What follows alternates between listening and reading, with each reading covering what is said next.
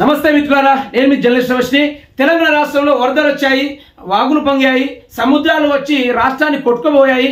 అప్పటికి కూడా ప్రజలకు కాపాడుకోవడానికి హెలికాప్టర్లు లేవు.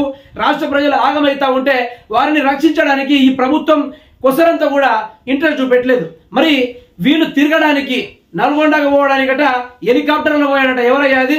వెంకటరెడ్డి కోమటిరెడ్డి, మన జ్యూసుల మహారాజు. ఆయన వెళ్ళిండు. ఒకసారి చూద్దాం. ఇక నల్గొండకు హెలికాప్టర్లో మంత్రి కోమటిరెడ్డి. మంత్రి తీరుపై సర్వత్ర విమర్శలు.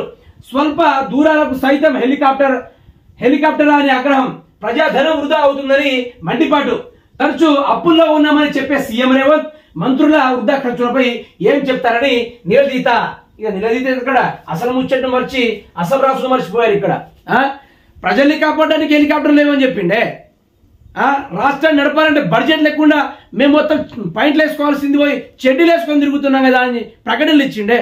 మరి ఇప్పుడు పోయి ప్రజల ధనంతో, ప్రజల నుంచి వసూలు చేసే ట్యాక్సులతోటి, ప్రజలపైన విధించే పన్నులతోటి ఈరోజు పక్కనున్న నల్గొండకి మన వెంకటరెడ్డి కోమటిరెడ్డి హెలికాప్టర్లో పోతా ఉన్నాడట. హెలికాప్టర్లో అలా చూస్తే అభివృద్ధి నెల్లు, కానీ ఈయన హెలికాప్టర్లో వస్తున్నాయనే ప్రచారం ఫుల్. అయితే ప్రజలకు క్లియర్ కట్గా అర్థం కావాలి. మీరు ఏదైతే మా నాయకుడు మా కోసం పనిచేస్తాడని మీరు 18 సంవత్సరాలు నిండి మీరు ఓటర్ ఐడిని పొందినప్పటికీ మీ ఓటర్ ఐడి ఈరోజు మిమ్మల్ని ఉంచడానికి ప్రయత్నం చేసింది.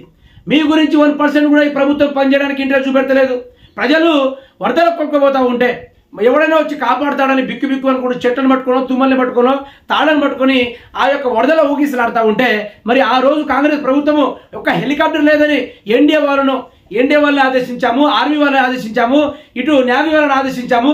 అందరూ బిజీలా పార్టీ చేసుకుంటా ఉన్నారు. మాకు హెలికాప్టర్లు ఇస్తలేరట, ప్రజలతో ప్రాణాలు తామే కాపాడుకోవాలని ఒక సన్నాసి మంత్రి చెప్పిండు. మరి ఈ రోజు వచ్చేస్తే వేరే మంత్రి, ఆయన మంత్రి వచ్చేసి తన నియోజకవర్గానికి పోవడానికి హెలికాప్టర్లు వేసుకొని పోయాడు. మరి ఈరోజు ప్రజాధనం వృధా అవుతలేదా? లేకుంటే ఈరోజు అదే విధంగా హెలికాప్టర్లు ఎక్కడి నుంచి వచ్చినాయి? ఆ రోజు వరద బాధితుల కాపాడడానికి ఎందుకు హెలికాప్టర్ అని యూజ్ చేయలేదు? ఈరోజు ప్రజాధనాన్ని విచ్చలవిడిగా ఖర్చు పెట్టడానికి వేల కోట్ల రూపాయలు ఆగం చేస్తున్నప్పటికీ దీనిపైన ఎవరు మాట్లాడడానికి ప్రయత్నం చేయరు.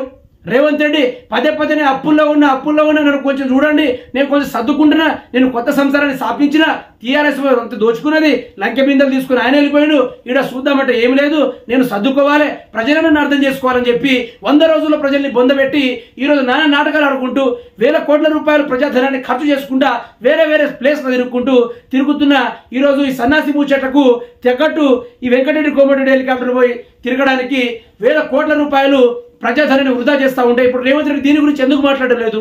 అందుకనే ప్రజలు అర్థం కావాలి. రేవంత్ రెడ్డి కాంగ్రెస్ ఇదంతా ప్రజల్ని ఆగం చేయడానికి వచ్చింది. వారు విలాసమైన జీవితాలను గడపడానికి మాత్రమే అధికారంలోకి వచ్చారు. ప్రజల పక్షాన ఉండి ఏమైనా చేద్దామంటే ఎక్కడైనా ఫలానా వెంకటరెడ్డి కోమటిరెడ్డి పరామర్శించుండు, ఫలానా రేవంత్ రెడ్డి వీళ్ళని ఆదుకున్నాడు, చనిపోయిన అన్నదాత కుటుంబాన్ని రేవంత్ రెడ్డి ఆదుకున్నాడు, భట్ ఆదుకున్నాడు, పొంగులేట ఆదుకున్నాడు, వాళ్ళు ఆదుకున్నారు, వీళ్ళు ఆదుకున్నారు అంటే ఎవడు ఆదుకోలే. బీఆర్ఎస్ వాళ్ళు వచ్చి ఆదుకున్నారు, నాలాంటి జర్నలిస్టులు పోయి ఆదుకున్నారు, వేరే దాతలు వచ్చి ఆదుకున్నారు. రాష్ట్రంలో మాత్రం కాంగ్రెస్కి దినాలైందన్నట్టుగా వాళ్ళు చక్కగా మూసుకొని కూస్తున్నారు.